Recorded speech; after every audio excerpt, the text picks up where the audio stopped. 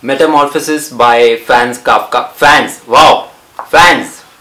My fans will run away. Even though I have not made any.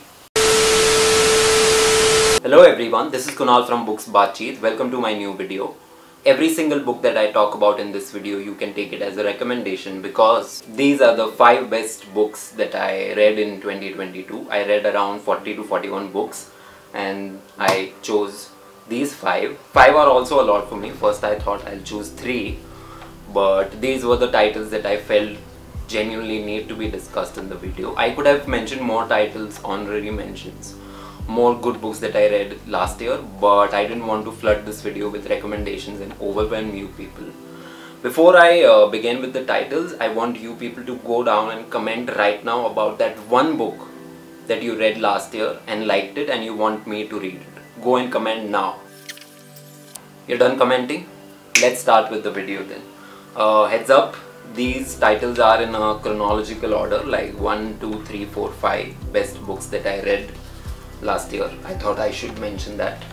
First is Rashmirathi by Ramdhari Singh Dinkar, the collection of Hindi poetries, the great Hindi poetries. I think this is the best book that I've read all time, and I don't think it's going to change anytime soon because I don't want it to change. Okay, let's see it this way. How do you choose the best book that this is the best book that you've read all time? I'll tell you how I choose it. This could be juvenile, but I see that how many times did I not get bored while reading this book? How many times did I not feel that the story is stretched? How many times did I not feel that this was written just to fill the pages? And while reading these poetries, genuinely 0 times I never felt that way. I wouldn't say these are just poetries. This is music, music that everybody needs to listen. The poetries are based on Mahabharata, and again, you do not need to read the whole Mahabharata or have this vast knowledge of Mahabharata. Little know about is also good. Mahabharata is a war that happened in ancient India between 2 branches of the family, the Pandavas and the Kauravas. Pandavas were considered to be the good men and Kauravas were considered to be the wicked ones. The battle was fought for the throne of Hastinapur, and the Pandavas, the good men, won the war with the help of Lord Shri Krishna.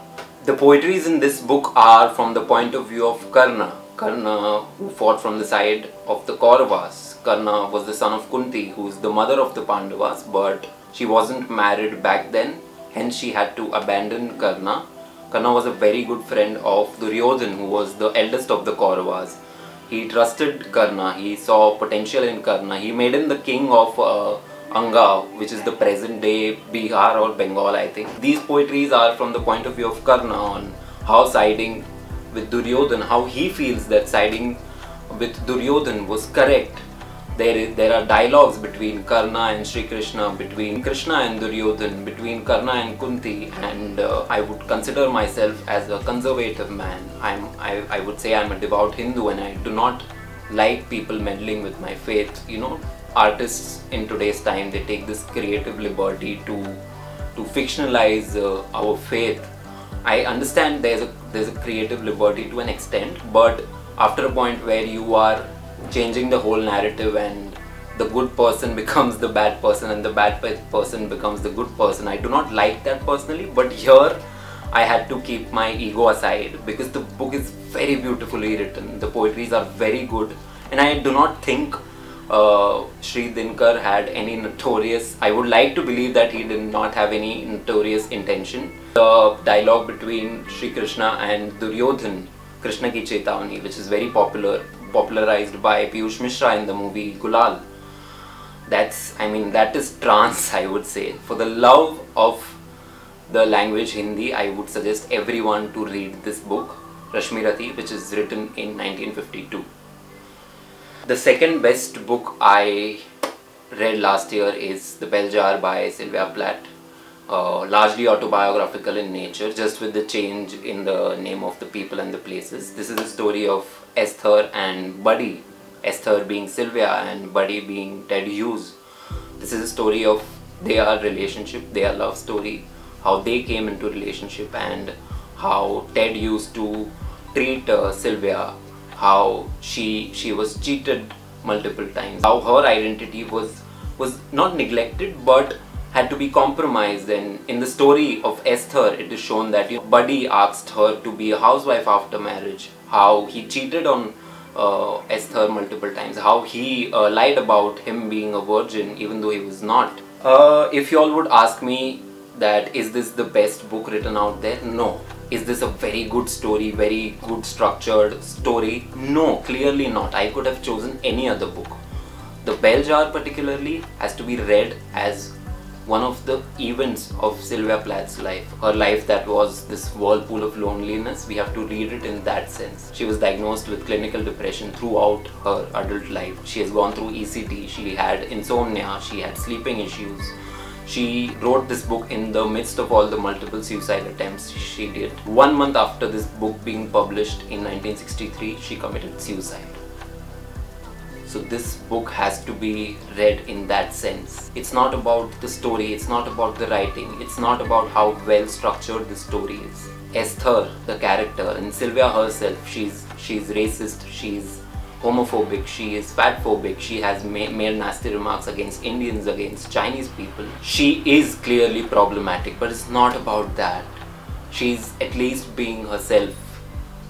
It's about how she feels, it's about her life, and hence this is the second best book. The third book is The Handmaid's Tale by Margaret Atwood. This story is written in 1985, where the government of United States of America has been overthrown, and now there is this totalitarian patriarchal regime, the Republic of Gilead, where women are termed as handmaids, where they are used to produce children for the men, for the commanders, and this is the purpose of the god, and dissenters are punished by God. The way a totalitarian regime is depicted in a very good way by Atwood. Reading magazines is a sin. Women are classified and segregated based on the dress code and color of the dress. And the narrator is Offred. There are two main characters, Offred and Offglen. Offred is the narrator. The author has used flashback to show her life earlier, how she was happy and how she's suffering now. The story, as I said, is written in 1985, and why it holds the third position in the list is because for the time it was written and how true it is even today.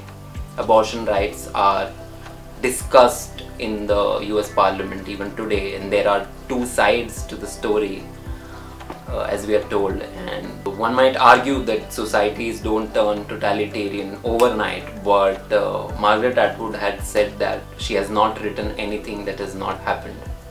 The story, the plot, after you've read 50 or 60% of the book, might seem fuzzy, but the writing style is amazing. It's very descriptive in nature, very dark. The way she has described that how a totalitarian patriarchal regime would be or is today, she's described it very well.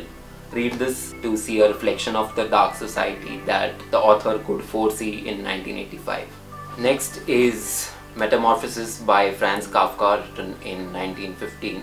This is a short novella, as you can see. It's a very simple story. There's a salesman called Gregor Samsa who wakes up one morning and gets to know that he's not a human being anymore. He's a vermin, he's an insect, a cockroach. It's referred as cockroach in the story, and he finds it's very difficult to accept his current condition. He waits for an undoing. He thinks that this is temporary, but as the days go by, he realizes that no, this is not temporary, this is permanent.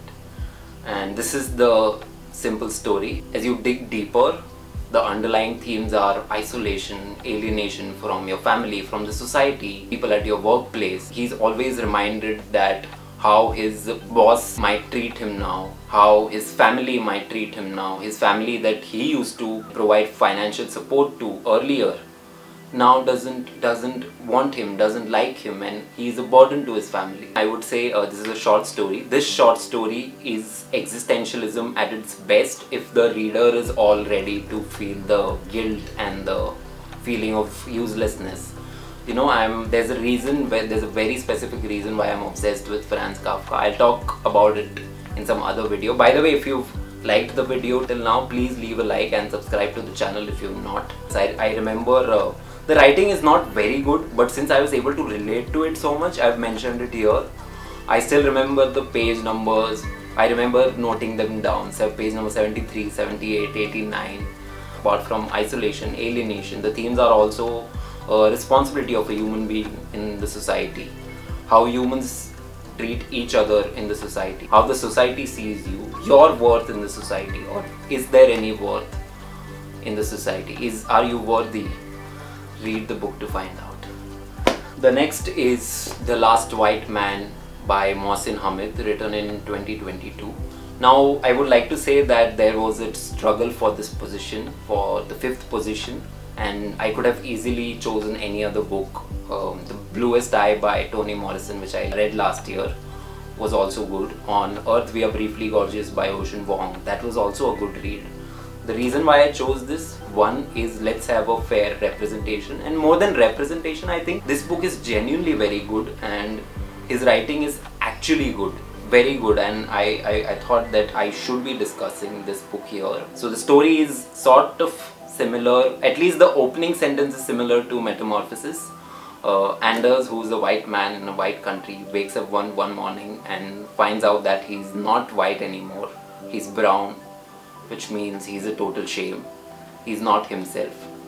He does not feel himself when he is not white. He waits for the undoing. Even he feels that this is temporary and this shall pass, but slowly he observes that people are being judgmental towards him in his workplace, in his locality, in the bakery that he visits. Slowly as the story proceeds, we realize other white people in the town as well start turning brown, and there is rioting and looting and killing people, killing each other. They're killing themselves also.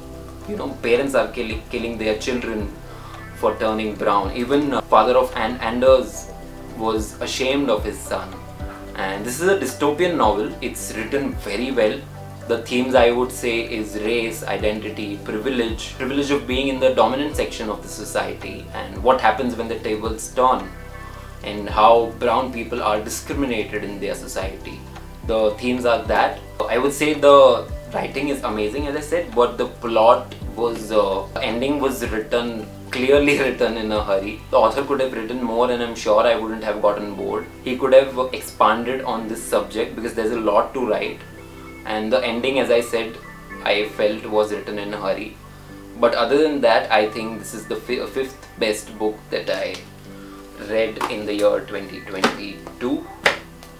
So these were the books. As I said, there could have been many other titles, other good books that I read last year, but I think that's for another video where I would recommending you people books. These were the 5 books for now. Please comment down below if you've made it till here. Comment down if you're looking forward to read any of these titles. If you made it till here, make sure you like the video and subscribe to the channel. And I'll see you people in the next video. Till then, keep reading books, keep collecting books. Bye.